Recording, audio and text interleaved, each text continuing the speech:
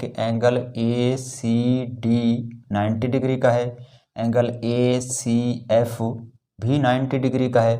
बिस्मिल्लाहिर्रहमानिर्रहीम। अस्सलामुअलैकुम dear students. 10th की मैथ के थ्योरम्स हम सॉल्व कर रहे हैं और आज हमने यूनिट नंबर 10 का थ्योरम 4b सॉल्व करना है। तो आइए स्टार्ट करते हैं। इस थ्योरम की स्टेटमेंट कुछ यूँ है कि if two circles touch each other internally then the point of contact lies on the line segment through their centres and distance between their centres is equal to difference of their radii. इसमें वो हमें ये बता रहा है कि अगर दो सर्कल्स हों और वो एक दूसरे को टच करें इंटरनली टच करने का मतलब ये है, अगर दो सर्कल एक दूसरे को इस तरह टच करें कि एक सर्कल जो है वो दूसरे सर्कल के अंदर हो, इस तरह से दो सर्कल हों, ये दोनों इस पॉइंट पर एक दूसरे को टच कर रहे हैं और एक सर्कल दूसरे के अंदर है, तो हम कह सकते हैं कि ये दोनों इंटरनली एक दूसरे को टच कर रहे हैं। अब इसमें जो बड़ा सर्कल है उसका जो सेंटर है उसको डी ले लेते हैं, छोटे सर्कल के सेंटर को एफ ले लेते हैं और जिस पॉइंट पर ये एक दूसरे को टच कर रहे हैं यानी पॉइंट ऑफ कांटेक्ट जो है वो सी ले लें। तो प्रूव ये करना है कि जी point of contact lies on the line segment through their centres, यानी इन दोनों के जो सेंटर्स हैं डी और एफ, इनको आपस में मिलाने वाला जो लाइन सेगमेंट है, अगर इस लाइन सेगमेंट को पॉइंट एफ से आगे एक्सटेंड किया जाए तो ये पॉइंट सी में से गुजरेगा या पॉइंट सी इस लाइन सेगमेंट के ऊपर आएगा। जो लाइन सेगमेंट इन दोनों सर्कल्स के सेंटर को मिलाने से बनता है उस लाइन सेगमेंट के ऊपर ही पॉइंट सी आता है। ये हमने प्रूव करना है और ये भी साबित करना है कि डिस्टेंस बिटवीन देयर सेंटर्स, दोनों सर्कल्स के सेंटर के दरमियान जो डिस्टेंस है, यानी एक सर्कल का सेंटर डी है, दूसरे सर्कल का सेंटर एफ है और डी और एफ के दरमियान में ये जो डिस्टेंस है ये इक्वल है to the difference of their radii. दोनों के जो रेडियस हैं उनके डिफरेंस के इक्वल है। तो बड़े सर्कल का रेडियस है डी से लेकर सी तक, यानी डी सी बड़े सर्कल का रेडियस हो जाएगा। चूँकि स्मॉल सर्कल का सेंटर एफ है तो उसका रेडियस बनेगा एफ से लेकर सी तक, यानी एफ सी स्मॉल सर्कल का रेडियस है और डी सी बड़े सर्कल का रेडियस है। इन दोनों का डिफरेंस निकालें, यानी डी सी में से एफ सी माइनस करें तो जो रिमेनिंग एरिया बचता है लाइन सेगमेंट का वो है डी एफ, और डी एफ जो है वो इक्वल है दोनों सेंटर के दरमियान डिस्टेंस, यानी इन दोनों सेंटर्स के दरमियान का डिस्टेंस दरअसल इक्वल है D C minus F C, यानी डी सी में से एफ सी निकाल लें तो बाकी डी एफ बच जाएगा। तो ये चीज़ भी हमने प्रूव करनी है। तो थ्योरम को स्टार्ट किया जाता है फिगर से। तो पहले हम इसकी प्रॉपर फिगर ड्रा करते हैं। इस तरफ फिगर में दो सर्कल ड्रा करने हैं, तो पहले हम कंपास की मदद से दो सर्कल्स ड्रा कर लेते हैं।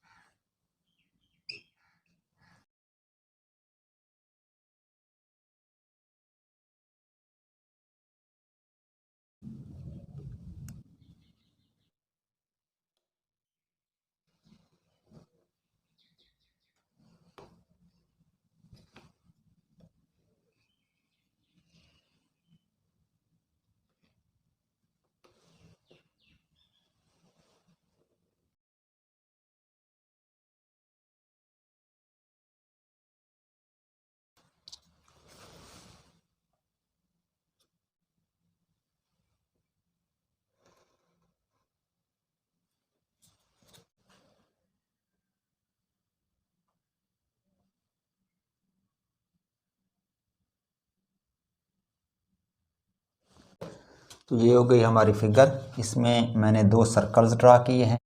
बड़े सर्कल का सेंटर डी है और जो स्मॉल सर्कल है उसका सेंटर एफ है, और ये दोनों सर्कल पॉइंट सी पर एक दूसरे को टच कर रहे हैं, यानी दोनों सर्कल्स का पॉइंट ऑफ कांटेक्ट सी है। बड़े सर्कल को नंबर 1 कर देते हैं और स्मॉल सर्कल को नंबर 2 कर देते हैं। तो जो बड़ा सर्कल है यानी नंबर 1 सर्कल, इसका रेडियस बनेगा डी सी, यानी इसका सेंटर डी है और इसका रेडियस डी सी है।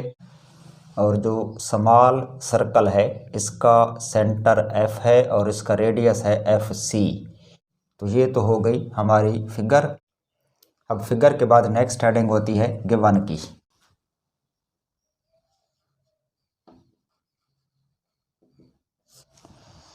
गिवन में वो बातें लिखी जाती हैं जो उसने हमें बताई होती हैं। तो इसमें थ्योरम की स्टेटमेंट में वो कह रहा है कि if two circles touch each other internally then, तो देन से पहले और इफ़ के बाद दरमियान में जितनी बातें लिखी होती हैं वो सारी गिवन में लिखना होती हैं।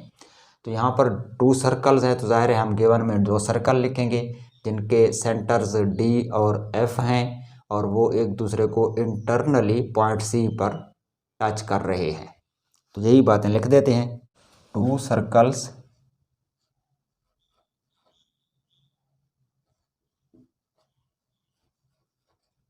With centres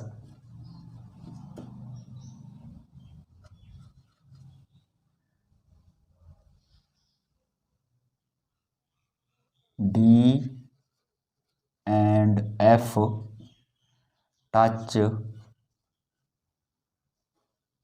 each other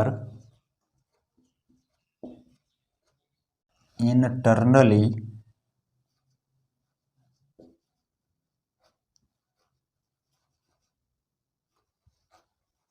at point C, so that DC and FC are their radii।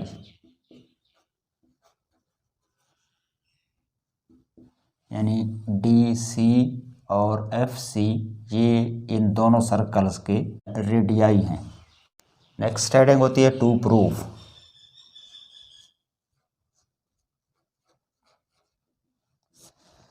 Prove इस थ्योरम में हमने ये करना है कि the point of contact lies on the line segment through their centres, यानी इन दोनों सर्कल के जो सेंटर्स हैं, एक सर्कल का सेंटर डी है, दूसरे सर्कल का सेंटर एफ है, तो इन दोनों सेंटर्स के दरमियान से जो गुजरने वाला लाइन सेगमेंट है, यानी डी एफ लाइन सेगमेंट जो इन दोनों सेंटर्स को मिलाने से हासिल होता है, उसी लाइन सेगमेंट के ऊपर कहीं पर पॉइंट सी भी मौजूद है। एक तो ये बात हमने प्रूव करनी है, तो टू प्रूव में यही चीज़ लिख देंगे। और दूसरी चीज़ ये है कि जो डिस्टेंस है इन दोनों सेंटर्स के दरमियान, यानी डी और एफ के दरमियान वाला जो डिस्टेंस है डी एफ, वो दरअसल इक्वल है जो बड़े सर्कल का रेडियस है डी सी, उसमें से छोटे सर्कल का रेडियस एफ सी माइनस कर लें, यानी दोनों सर्कल्स के रेडियाई के डिफरेंस के इक्वल है distance between the centres of the 2 circles. तो ये चीज़ें हमने टू प्रूव में लिखनी है। तो पहले लिखते हैं point C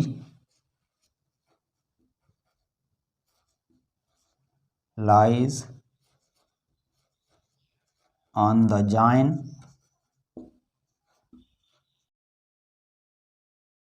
of D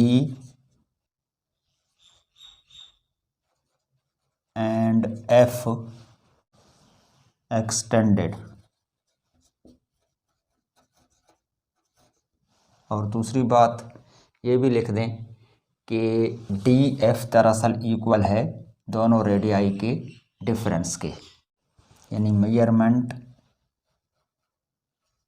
D F is equal to measurement D C, और उसमें से सब्ट्रैक्ट करें मेजरमेंट एफ सी इसके इक्वल है मेजरमेंट ऑफ डी एफ। ये चीज़ हमने प्रूव करनी है। नेक्स्ट हेडिंग है कंस्ट्रक्शन।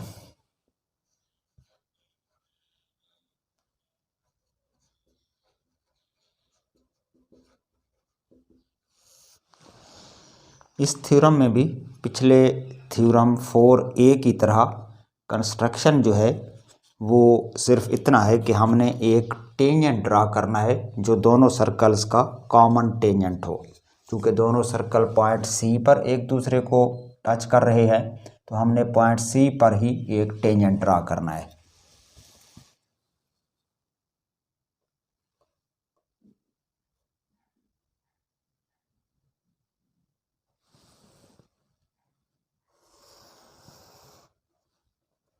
इस तरह से एक टेंजेंट ए बी हमने ड्रा किया है जो कि पॉइंट सी पर दोनों सर्कल्स को टच कर रहा है। तो कंस्ट्रक्शन में अब यही लिखेंगे कि draw A C B a common tangent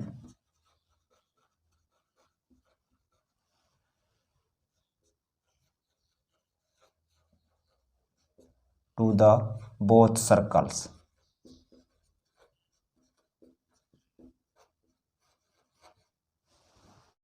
at point C। Next heading है प्रूफ। इसके दो पोर्शन होते हैं, स्टेटमेंट्स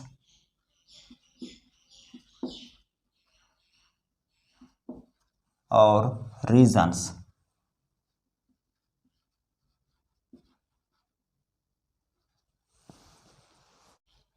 इस तरह हमने थ्योरम 4A में ये प्रूव किया था कि जो पॉइंट सी पर बनने वाले एंगल हैं वो राइट एंगल है। तो इसी तरह इस थ्योरम को भी उसी पैटर्न पे करते हैं।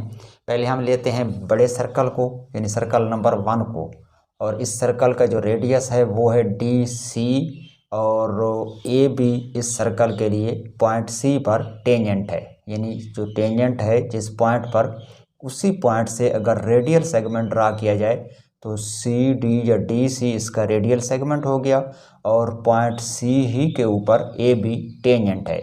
और हमें ये पता है कि जो टेंजेंट होता है और उसी पॉइंट पर जो ड्रा किया गया रेडियल सेगमेंट होता है वो एक दूसरे के परपेंडिकुलर होते हैं। यानी सी डी जो है वो परपेंडिकुलर होगा ए बी पर। तो इसका मतलब है पॉइंट सी पर बनने वाला जो एंगल है ए सी डी, ये राइट एंगल हो जाएगा 90 डिग्री का। तो यही बात पहले लिख लेते हैं बड़े सर्कल में। यहाँ लिखेंगे इन circle 1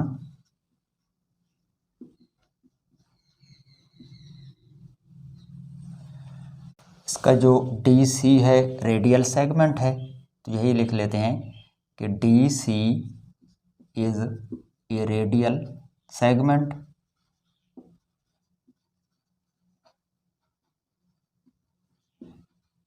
and ACB is the tangent। ACB is a tangent। तो ये दोनों एक दूसरे पर परपेंडिकुलर होंगे, और अगर परपेंडिकुलर हैं तो इनके दरमियान जो एंगल बन रहा है ए सी डी, यानी measurement angle A C D, ये होगा 90 डिग्री का। तो इसका मतलब है कि measurement angle A C D is equal to 90 degree.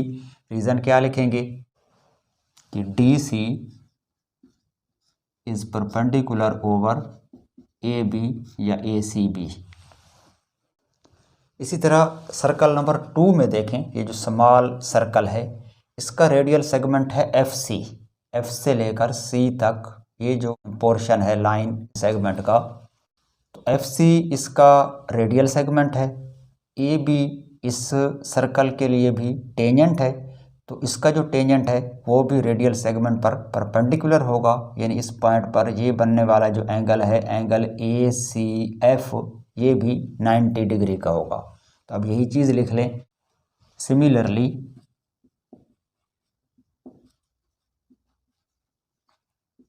In circle 2 FC is radial segment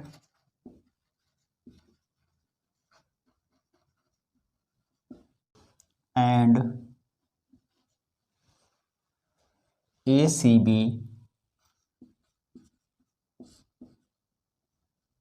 is tangent। तो जो एंगल है ACF यानी मेजरमेंट ऑफ एंगल ACF ये भी इक्वल हो जाएगा 90 डिग्री के। और इसकी रीज़न में भी यही लिखेंगे कि CF जो है या FC जो है वो परपेंडिकुलर है AB पर। FC is perpendicular over AB। ये हो गया नंबर 2 और इस स्टेटमेंट को कर देते हैं नंबर 1। अब नंबर 1 और नंबर 2 को गौर से देखें तो इसमें जो एंगल ACD है वो भी 90 डिग्री का है और इसमें जो एंगल ACF है वो भी 90 डिग्री का है, यानी दोनों एंगल्स आपस में इक्वल हैं।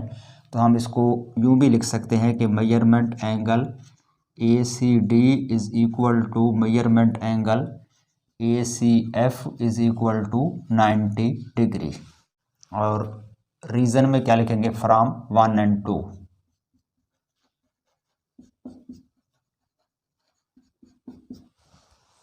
अब फिगर में देखें तो हमने ये साबित कर लिया है कि एंगल ACD 90 डिग्री का है, एंगल ACF भी 90 डिग्री का है और ये दोनों आपस में इक्वल हैं। चूँकि दोनों 90 के हैं, राइट एंगल हैं। तो गौर से देखें तो फिगर में ये दरअसल एक ही एंगल है, यानी ACF भी वही एंगल है जो ACD है, यानी दोनों दरअसल सेम एंगल है या एक ही एंगल के दो मुख्तलिफ नाम हैं। तो इसका मतलब है कि इनका ये जो दोनों आर्म्स हैं CA और CF या CD ये दरअसल एक ही लाइन है। दोनों एंगल्स का ये वाला जो आर्म है CD या CF ये दरअसल एक ही आर्म है या एक ही लाइन सेगमेंट है। तो अब यही चीज़ लिख देते हैं, angle ACD and angle ACF coincide each other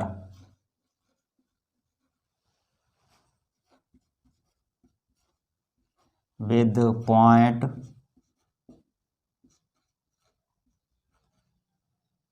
F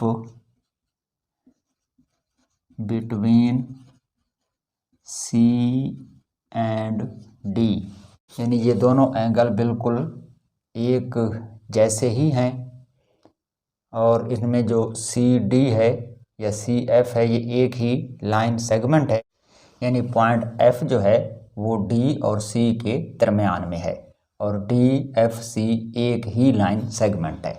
तो इसका फिर मतलब ये हुआ कि DF में ऐड करें FC तो वो इक्वल हो जाएगा DC के। तो यही लिख लेते हैं, hence measurement DF plus measurement FC is equal to measurement DC।